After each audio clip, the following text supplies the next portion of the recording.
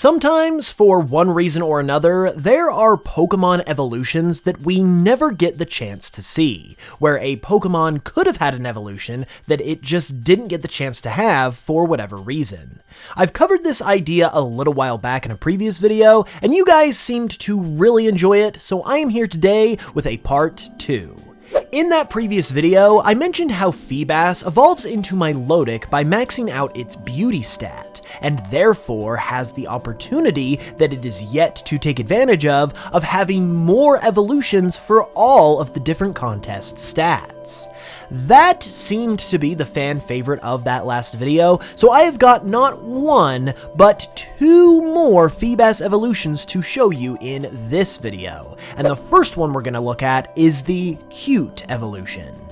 This is Kanawai. It is a water fairy type, and unlike the previous evolution from the last video that I just kept a pure water type like Milotic, I thought that the cute attribute of this Pokemon just lent itself too well to the fairy type to not use it, so it gets to be lucky and have a second type.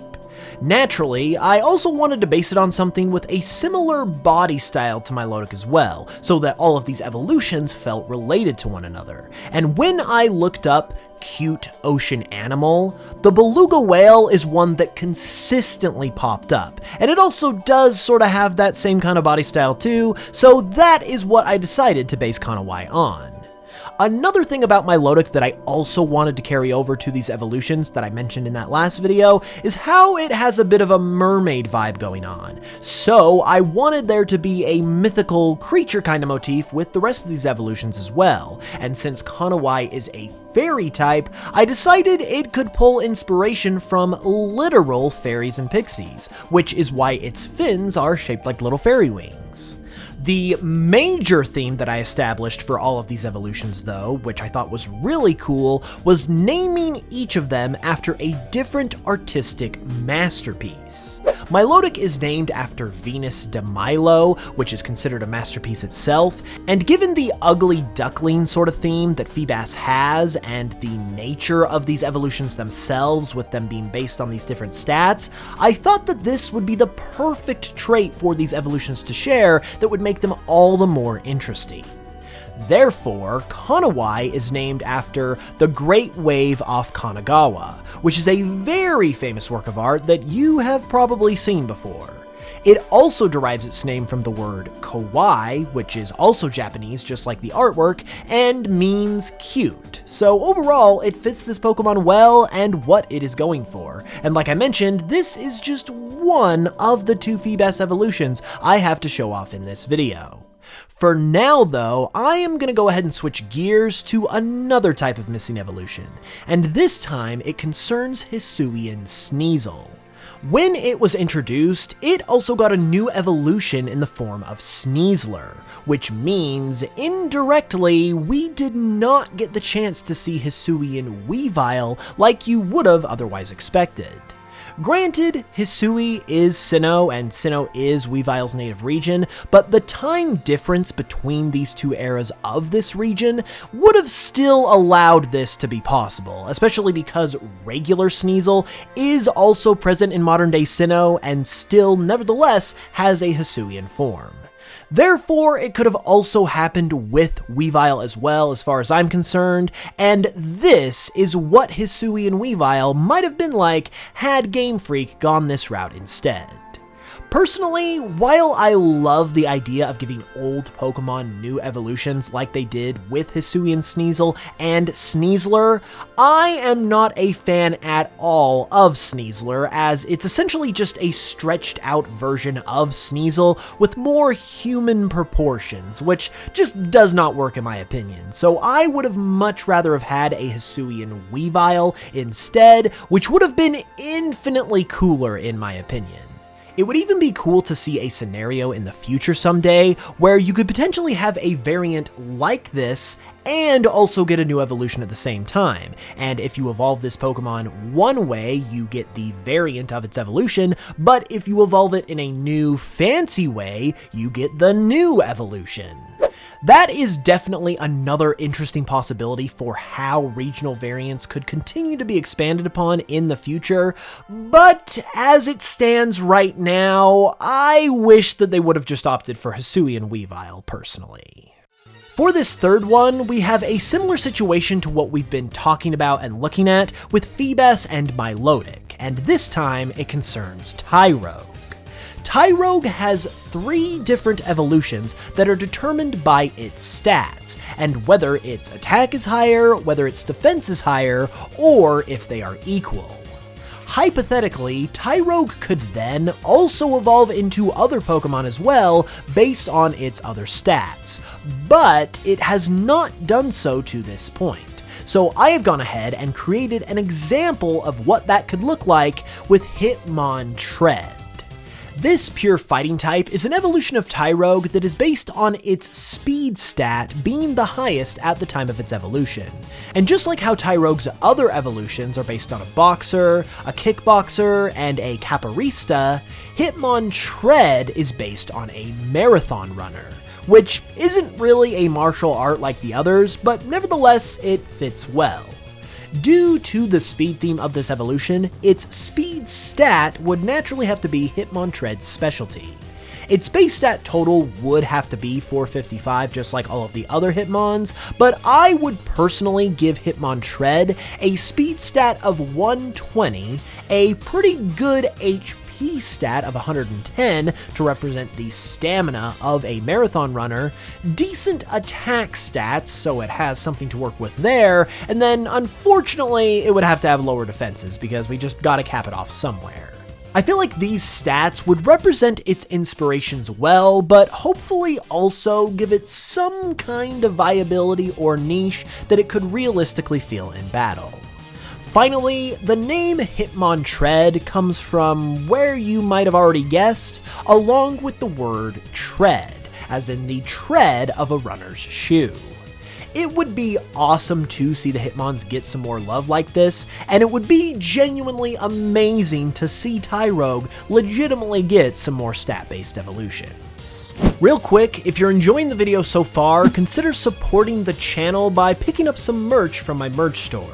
It helps to keep videos happening, it helps me improve the quality of the channel, and every little bit of support goes right back into making content for you guys. Not to mention, the merch itself is also pretty awesome too, with plushies and trading cards of various Fakemon that have appeared in my videos, and all of it is very high quality.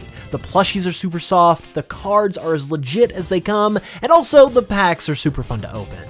So give that a look and pick something up with the link in the description. Any support is immensely appreciated, and now back to the video. Next up, I have an evolution of yet another different variety, and this time it concerns a cut evolution. Recently, it was leaked from Pokemon Scarlet and Violet's source code that Charcadet was originally going to have a 3rd stage evolution, but this was changed to it having a split evolution instead. This would have been amazing to see, so I have attempted to imagine what it possibly could have looked like with this reimagined 3rd stage version of Ceruledge. Personally, I didn't really feel like there was a whole lot of room to just give Armarouge or Ceruledge a whole new evolution, because they feel like pretty complete Pokemon, so instead I tried to imagine how Game Freak might have changed this line into a split evolution from what they originally had in mind.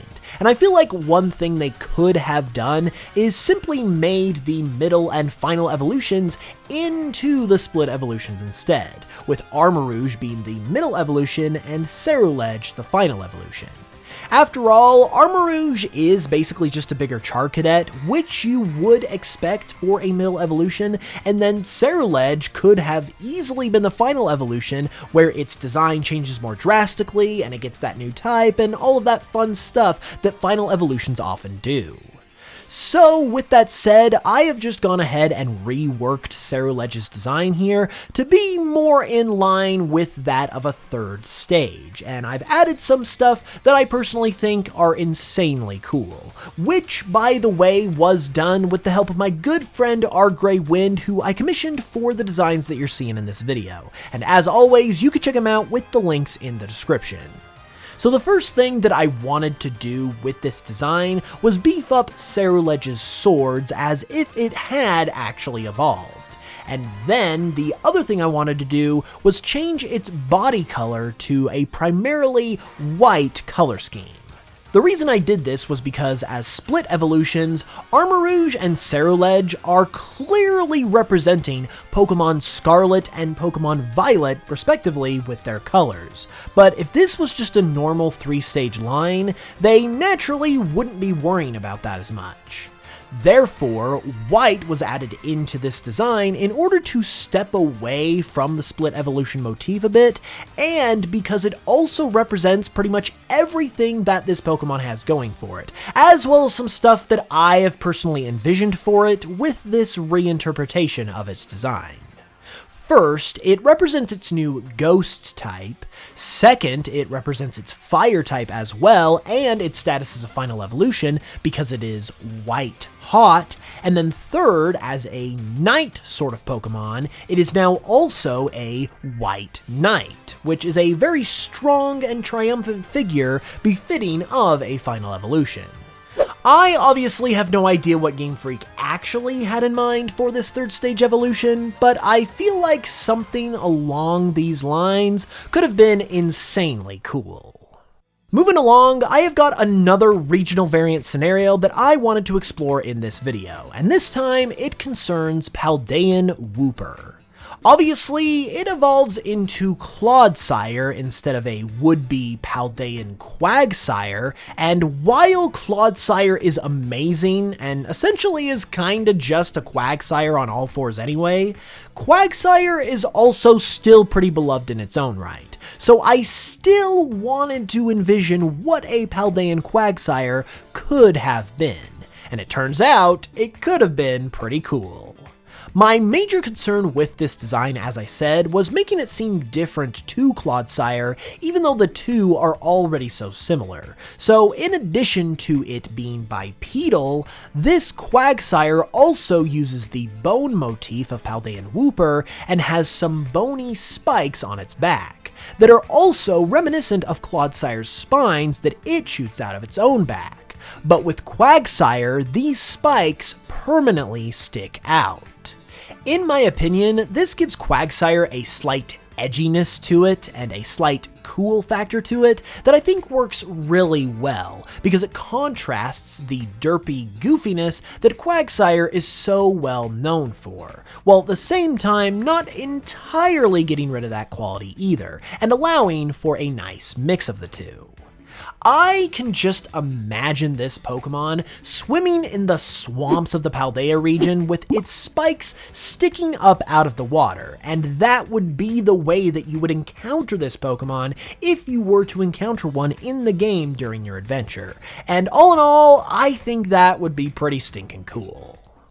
Now it's finally time to get to that second Feebas evolution that I mentioned earlier. So without further ado, I would like to introduce you to Maridov. This Pokemon is the evolution that you would get by maximizing Feebas's Tough stat, and with it being themed entirely around toughness, it also gains the Fighting type upon evolving. Just like with Kanawai, when coming up with this evolution, I thought about what kind of tough undersea creature could serve as its inspiration. The first thing that immediately came to mind was the Hammerhead Shark, and truthfully, the Hammerhead just kind of feels like the epitome of toughness, so I thought it would be a great basis for this Pokemon. It was also kind of inspired by Thor's hammer as well, and going along with that whole mythology thing I mentioned earlier. It is a little bit different from the other evolutions in that regard, so it doesn't exactly show up in the design quite as much, but it did play a factor in going with the Hammerhead Shark idea in general.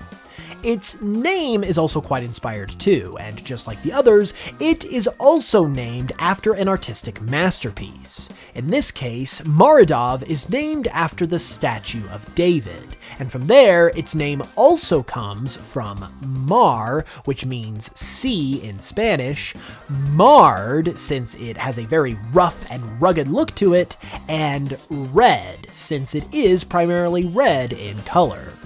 The more I get into these Feebas evolutions, the more I genuinely like the idea of them and think they should happen.